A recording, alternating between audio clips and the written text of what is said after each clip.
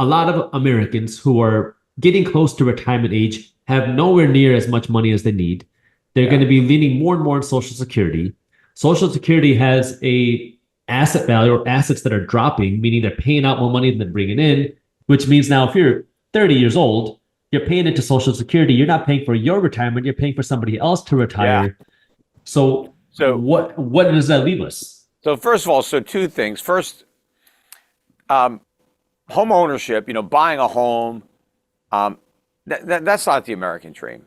I mean, that's the realtor's dream, right? It was a perversion of the American dream, that the American dream was just owning a home and then just getting rich because your home appreciates.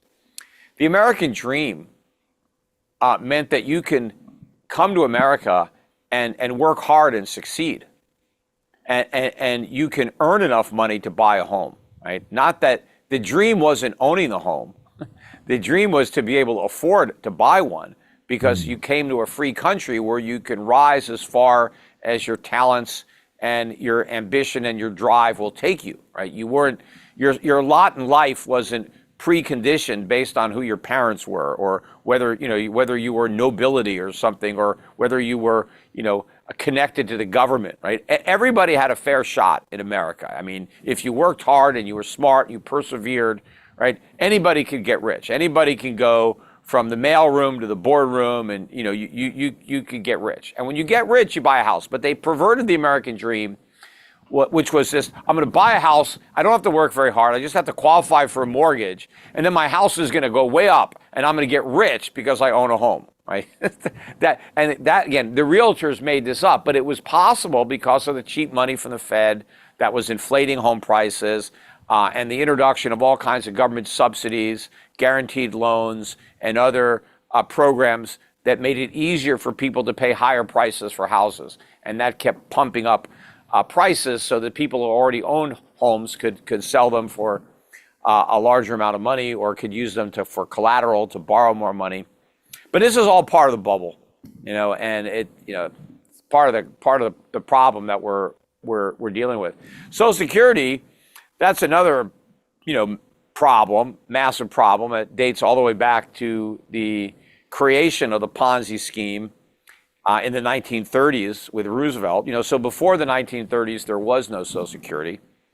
So the country made it from 1790 to 1834 or whatever it was, or 1934, without any Social Security. And in fact, Social Security didn't even apply to the self-employed until the mid-1950s. So if you ran your own small business, you weren't even part of the Social Security system.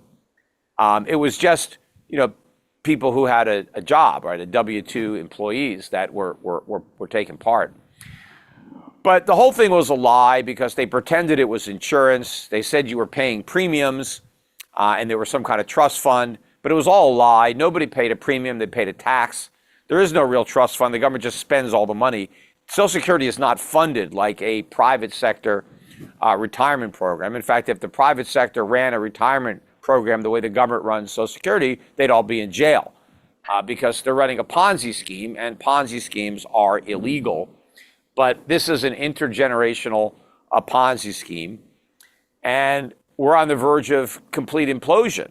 The baby boom, and I am at the tail end of the baby boom. I was born in 1963. The last boomer was born in 1964. Right? And so I'm 61. And so I'm almost at retirement age, right? Some people don't retire until 67, the 70, but most of the baby boom has already entered retirement. But the rest of us are chasing it pretty quick, right? We're going to get there. There's no money. In fact, these phony Social Security trust funds, the way the trust funds worked is the government would collect Social Security taxes, then pay out the benefits. And if there was any money left over, the government borrowed it out and put an IOU in the trust fund, a government bond. So any extra money that was left over, the government just spent it on other programs. And so there's no money there. The government took it all. And, right now, the Social Security funds are actually collecting less in taxes than they're spending already. So the system already doesn't work. And so what the government is doing now is they're taking the treasury bonds that are in those trust funds and they're selling them into the market. So in addition to the national debt, right, where we have to sell $2 or $3 trillion a year of treasuries to fund the national debt, the Social Security trust funds are also selling treasuries to the same pool of buyers to pay Social Security. See, Social Security used to help fund the deficit. Now it's competing, and we have a bigger deficit because of the selling of treasuries out of these phony trust funds.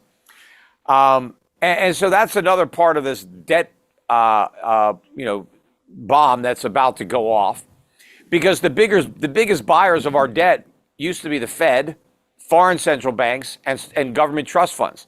Government trust funds are selling, the Fed is selling, and foreign central banks aren't buying.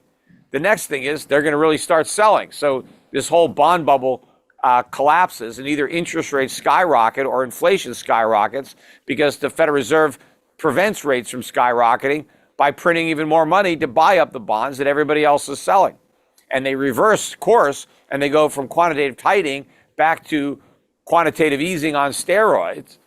And then inflation goes through the roof. But, Social Security was a horrible idea. It was sold to the public as a lie. They never would have approved it had the government been honest about its financing. But it's unconstitutional. The government should not be involved in this. People should save for their own retirement.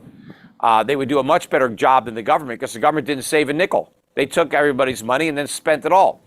But if people had their Social Security taxes and what the employer paid on their behalf, which would have been theirs if the employer didn't send it to the government instead of the worker, they could have built a real retirement nest egg. Instead, they depend on a government Ponzi scheme, which unfortunately, isn't going to work, because it's done. The thing is unraveling as we speak, and people think, well, it's going to be a problem for the future when the trust funds run out of money. They're already broke, and the only money they have is government debt that they sell. And that really becomes a cyclical issue, like what you're talking about, because everybody who's on Social Security, dependent on Social Security, is hoping for bigger Social Security checks. But if the fund doesn't have any Social Security money to pay out, what do? You got to print more money to pay out bigger Social Security checks, which means, hey, you got a bigger Social Security check. But then that at the same time makes inflation worse. The problem with people on Social Security, or who are close to Social Security, is that's the most important position for a candidate to get their vote. So if you indicate that Social Security is being cut, you're not going to get the votes of the people who are collecting Social Security or who expect to be collecting Social Security anytime soon. And so nobody will cut Social Security, which means everybody's Social Security is going to get massively cut by inflation. I mean, that's the only politically viable way to deliver the pain, because the politicians don't want to be the actual messenger of that pain. They shoot the messengers. And in the case of politicians, they don't reelect them. And so when they create inflation, as I said earlier, they can blame it on other things, greedy corporations, OPEC, Putin, whatever they want. But people are going to see the value of their Social Security payments destroyed, because the only alternative is that they don't get the money in the first place. But there's no way they're going to get the purchasing power they expect, because the government can't afford it. Now, they can also have significant increases in the payroll tax, but no politician wants to propose that either, or the people who pay that tax won't vote for them. So they can't raise taxes, they can't cut spending, so all they can do is create inflation, which is what they're going to do, which is, again, why I'm saying that people need to protect themselves from this inflation tax, and they need to get those protections in place as quickly as possible. We're running out of time here for you to buy gold. I mean, it's $2,400. That may seem expensive, but it's actually very cheap, especially relative to where it's about to go. And I think you can get there very quickly. So people need to buy gold. They need to buy silver, maybe even more so. Silver is about $28. It was $24 a couple of weeks ago, but it was $50, in 2011. It was $50 in 2008. Not many things that you can buy for half the cost of what it was in 2008. So silver is one of those things. But one by one, look what's happened to coffee. Look what's happened to cocoa. I mean, prices are just skyrocketing. I mean, this is going to be like a dominoes of big price increases. And people need to get their portfolios ready for the new era. You can't hold the Magnificent Seven anymore. You can't hold the NASDAQ You know, it's like holding the Nifty 50 stocks from the 1960s throughout the entirety of the 1970s. You got your ass handed to you if you stayed with Polaroid and Xerox and those kind of names. The people that made money in the stagflation decade of the 70s, they owned gold and silver. They owned gold stocks. They owned oil stocks, agricultural stocks. They owned foreign stocks. They had money in Japan. They had money in Germany. I mean, that's what you need to do. You need to have a 70s portfolio, only even more so, because the problems that the U.S. faces today are far more severe than the problem we had in 1970. And the inflationary consequences that are going to unfold in the decade ahead are going to be much worse and have much more profound implications for your investment. So it's even more important that you get it right. Remember, during the 70s, gold went from $35 an ounce to $800. Wow. Right. So, you know, that was a big, big move. You know, oil prices went from $3 a barrel to $30 a barrel. That's a tenfold increase. So think about, you know, how your world would look if oil prices went up tenfold from here.